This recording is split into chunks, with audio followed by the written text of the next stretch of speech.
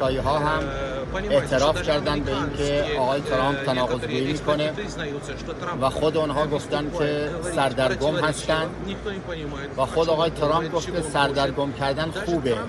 علمی آقای پوتین و هم با برخی از معاونین وزرا و هم استانداران محترم ملاقات داشتیم و عمده ملاقات ما روی حوزه‌های همکاری‌های اقتصادی و بیزینسی بود. دیگه شما دیدید که خود آمریکایی‌ها هم اعتراف کردن به اینکه آقای ترامپ تناقض‌گویی میکنه و خود اونها گفتن که سردرگم هستن و خود آقای ترامپ گفت که سردرگم کردن خوبه، یعنی نشون داد که این رو به عنوان یک شگر داره ازش استفاده میکنه. لذا دیگه من فکر کنم امروز همه چیز روشن شد که در چه وضعیتی دنیا قرار داره و چقدر همه چیز ناپایدار هست و چقدر رجال سیاسی در دنیا کمرنگ شدن و به شکلی در آمدن که نمیشه رو حرفاشون خیلی حساب کرد و این پدیده خیلی بدی است و نشون میده که چقدر حقوق بین الملل در عرصه جهانی تضعیف شد. آقای دکتر عراقچی صحبت مفصلی در این خصوص داشتن و گفتن که اگر قرار باشد صلحی حاکم بشود، صلح باید برای همه در داخل منطقه باشه. لبنان هم باید مشمول این طرح صلح باشه. ولی خب رژیم صهیونیستی کارشکنی میکنه و رژیم صهیونیستی به لبنان داره حمله میکنه و این حملات غیر انسانی و خارج از هر گونه توجیهی است و به هیچ وجه با حقوق و ضوابط بین المللی هم سنخیتی نداره و طبیعی هم است یک رژیم جنایتکاری است که این جنایت ها رو مرتکب میشه. Menurut laporan, video ini adalah gudang senjata milik Iran yang kembali beroperasi. Dilaporkan Iran telah berhasil membuka kembali sekitar 55 dari 69 pintu masuk terowongan di 18 fasilitas rudal bawah tanah yang sebelumnya dihantam serangan Amerika Serikat dan Israel. Sementara itu pemirsa, di tengah perdamaian yang belum pasti, Iran pamerkan kapal baru bernama 27 Rajab. Iran juga disebut berhasil membuka pintu gudang senjatanya yang sebelumnya diserang Amerika Serikat dan juga Israel.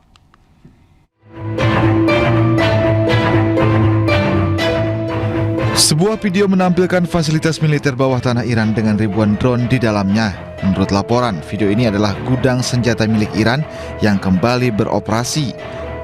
Dilaporkan Iran telah berhasil membuka kembali sekitar 55 dari 69 pintu masuk terowongan di 18 fasilitas rudal bawah tanah yang sebelumnya dihantam serangan Amerika Serikat dan Israel. Sementara itu, anggota IRGC juga memperlihatkan kapal serang cepat 27 Rajab untuk pertama kalinya.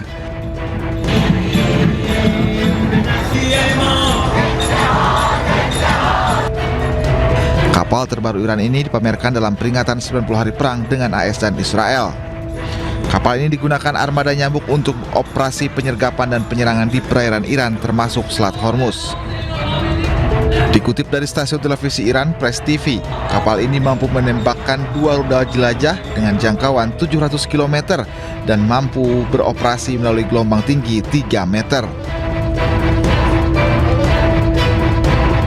Kapal serang cepat ini dirancang sebagai bagian dari armada taktis berkecepatan tinggi di Teluk Persia, mampu melaju di kecepatan 100 knot atau 185 km per jam, menjadikannya salah satu kapal perang tercepat di kelasnya.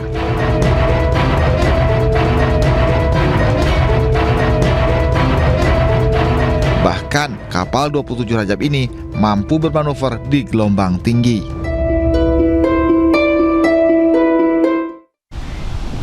Kapal cepat Angkatan Laut Garda Revolusi Iran IRGC melakukan patroli di Selat Hormuz.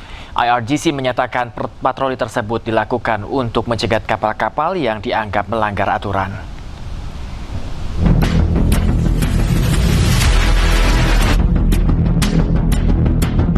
Puluhan kapal cepat milik Angkatan Laut Iran terlihat beroperasi di perairan Selat Hormuz.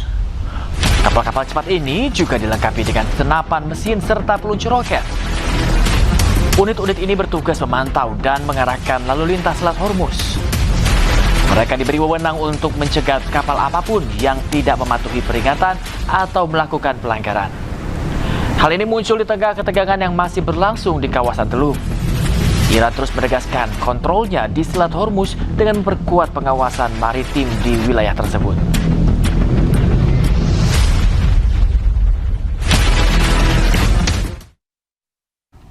Pemirsa, Korps Garda Revolusi Islam Iran menembak jatuh sebuah drone militer Amerika Serikat. Pemerintah Iran menyatakan drone tersebut memasuki wilayah teritorial Iran dan berhasil dihancurkan oleh sistem pertahanan udara.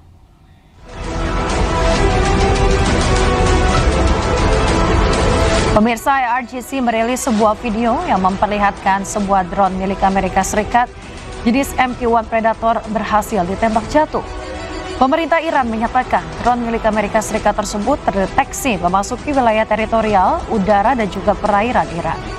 Atas peristiwa tersebut, pemerintah Amerika Serikat lewat United States Central Command atau CENTCOM menyatakan untuk melakukan serangan balasan terhadap radar serta sistem pertahanan udara Iran di sekitar Goruk dan juga Pulau Qesem. Amerika Serikat mengklaim jika drone miliknya beroperasi di perairan internasional bukan di wilayah Iran.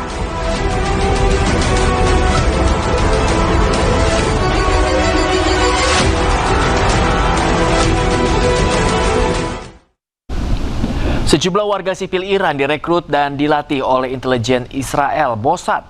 Warga sipil tersebut hidup sehari-hari sebagai warga biasa di Iran sebelum akhirnya ditugaskan menyerang target yang telah ditentukan.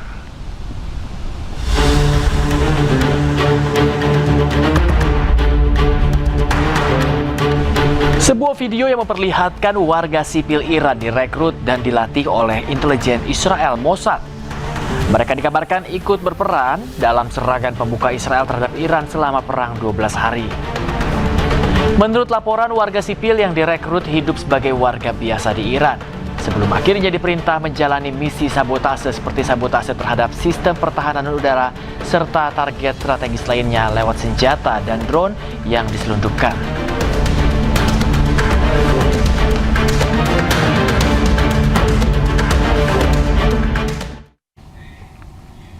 Pemirsa, Koordinator Tetap PBB di Iran, Christine Wegan, bertemu Menteri Luar Negeri Iran, Abar Araghchi. Pertemuan merupakan bagian dari awal masa tugas Wegan, usai resmi ditunjuk PBB pada Februari lalu.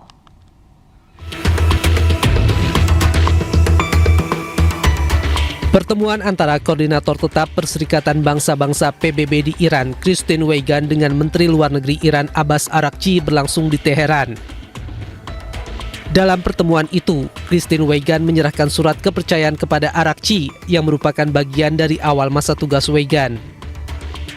Sebelumnya, Wegan resmi ditunjuk oleh Sekretaris Jenderal PBB sebagai Koordinator Residen PBB di Iran pada Februari lalu. Menlu Iran Abbas Araghchi juga secara aktif melakukan pertemuan dengan perwakilan badan PBB lainnya, seperti Direktur Jenderal Badan Energi Atom Internasional Rafael Grossi. Pertemuan yang berlangsung pada Februari lalu membahas isu terkait program nuklir Iran dan pembicaraan tidak langsung dengan Amerika Serikat.